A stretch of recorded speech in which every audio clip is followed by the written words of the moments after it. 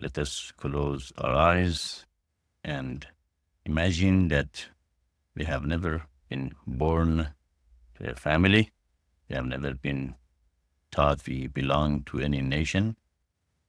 We have not born yet into this world, and none of the ego identification has been given to us. We are still in a state of being born to this world, and at the time of the conception and beyond, where did we belong? What religion did we have? Who were our parents, our father, our country, our nation, our race, gender? Then we can see how being born and having ego identify itself with so many things that keep us away from realizing the essence that we are. If we can shed all those ego identification and return to the essence that we were, we can shatter all the ego that keeps us from realizing who we really are. Who we really are, we are the essence and one with God.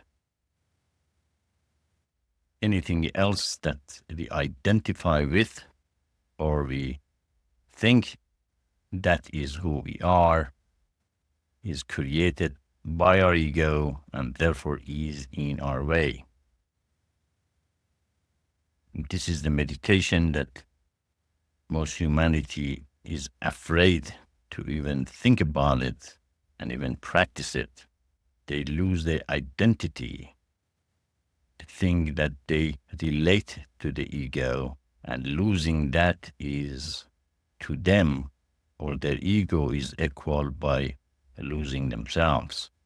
But in reality, by losing the ego, they found themselves, that they are the essence of God, that they are the child of God, that everyone is the essence of God and the child of God, and therefore escape of this predicament that humanity has put himself in is communities of light, where every individual look at other individual as his brothers and sisters, as the essence of God, with no ego identification, and therefore they become one.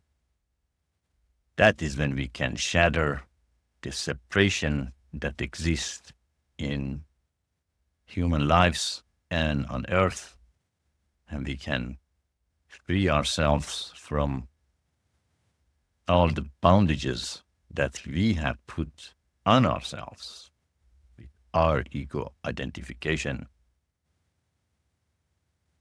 Then we recognize that that is the first step. As hard as it looks and is, it is the first step in a spiritual progress and realization. And therefore, the next step is to follow eternal divine path. Now let us find those who also can disassociate themselves with the ego identifications, and they can come together and see our essence as a free one with God, and therefore we can become one together and create an environment that called the communities of light. If there is any ego identification, if there is a separation because of those identification between us, that's not a community of light. That is the same as any other community that we have on earth, that we can call it the community of darkness, because still they separate themselves from each other and from the rest of humanity. In such an environment, then we realize our essence needs very little, just physiological and safety need, and the rest we can direct toward creation of kingdom of God on earth.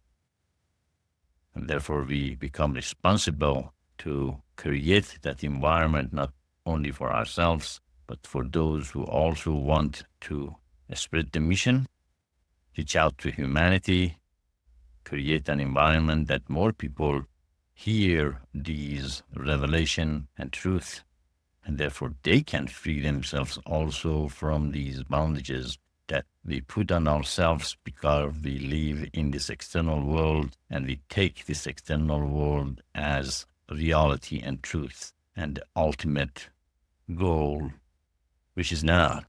The ultimate goal is to recognize that this external world is a temporary place. The temporary place means it does not stay forever as it is. Even scientists are telling us that everything is created with atom. This is in flux and it's not solid. There's actually more air in atom than solid material. Therefore, even the educated people and those who have scientific mind can see this temporary state of this creation, and they should also strive for permanency. That permanency is the spirit, is the consciousness and three creative forces. And when they become in balance, it becomes the pure consciousness. And that is what is permanent.